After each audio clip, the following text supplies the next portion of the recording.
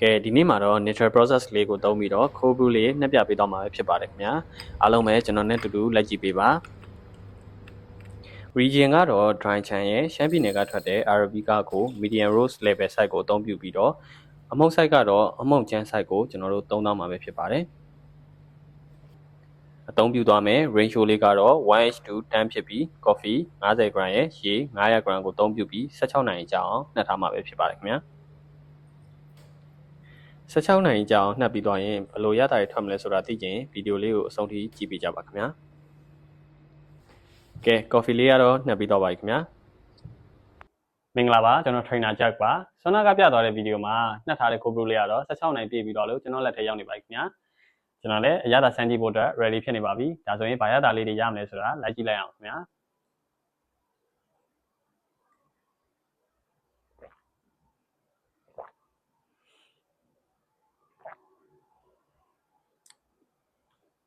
ကျွန်တော် aroma အနံ့ကြောင်လေးအရင်ဆုံးရှင်းပြပါမယ်အနံ့လေးကကျွန်တော်တို့အသီးမဲ့ရှီကထွက်လာတဲ့ရနံ့ရယ်ကျွန်တော် fruity ပိုင်းပေါ့နော် fruity ဖြစ်တဲ့ရနံ့ရယ်ပြီးတော့ကျွန်တော်တို့ coffee အစိတ်ကိုလှော်ထားလို့ medium အခုက medium roast လှော်ထားတာဖြစ်တဲ့အတွက် medium roast ရဲ့ nutty ဖြစ်တဲ့ရနံ့ရယ်ပေါင်းဆက်ပြီးတော့ထွက်လာတာဗျကျွန်တော် nutty ဖြစ်တဲ့ EE ရနံ့လေးပေါ့ EE လေးပေါ့နော်တကယ်လေးမှုေးတယ်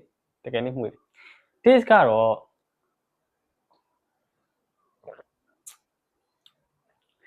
ကျွန်တော် acidity ထက်စာမယ်ဆိုရင်ကျွန်တော်အသီးရဲ့ချိုတဲ့ရတာကိုအရင်ဆုံးပေးတယ်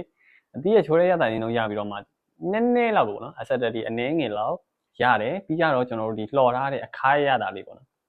လှော်ထားတဲ့အခါရတဲ့လေးကိုနောက်ကလိုက်လာတယ်ပြီးတော့ရှာပေါ်မှာခြံခဲ့တာလဲစိမ့်လေးပြတကယ်တောက်လို့ကောင်းတယ် flavor တော်တော်ကောင်းတယ်ကျွန်တော်ကတော့တော်တော်ကြိုက်တယ်ဗျအခုကကျွန်တော်တို့သုံးထားတဲ့ process က natural process နဲ့သုံးတာဖြစ်လို့ကျွန်တော်ဒီ fruity ပိုင်းဘက်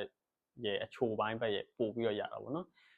wash process နဲ့သုံးခဲ့မယ်ဆိုရင်တော့ coffee bean ရှီကထွက်တဲ့ acidity ရတာရဲ့ကျွန်တော်တို့ဒီကျွန်တော် medium roast လှော်ထားတဲ့အခါရတာလေးရဲ့ကိုကျွန်တော် balance ဖြစ်ပြီးတော့ထွက်နိုင်မှာပဲဖြစ်ပါတယ်တချို့ကကြတော့ clarity ဖြစ်တဲ့ကျွန်တော်တို့ wash process ကိုပို့ပြီးတော့ကြိုက်ကြတယ်ဗျကျွန်တော်ကတော့ကျွန်တော်ရဲ့ personal ရဆိုရင်တော့ကျွန်တော် natural process ကိုပို့ကြိုက်တယ်ဘာကြောင့်လဲဆိုတော့ coffee cherry ကရှီကထွက်တဲ့ချိုတဲ့ရတာလေးအနည်းငယ် acidity အနည်းငယ်ကျွန်တော်တို့ဒီခါစိမ့်လေးရတာရဲ့ပေါင်းဆက်ထားပြီးတော့ထွက်တဲ့ရတာလေးပို့ကျွန်တော်ကတော့ပို့သဘောကျတယ်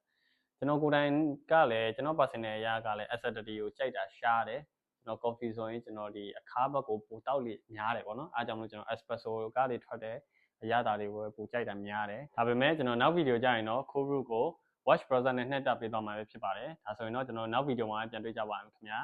အားလုံးပဲ bye bye ပါခင်ဗျာ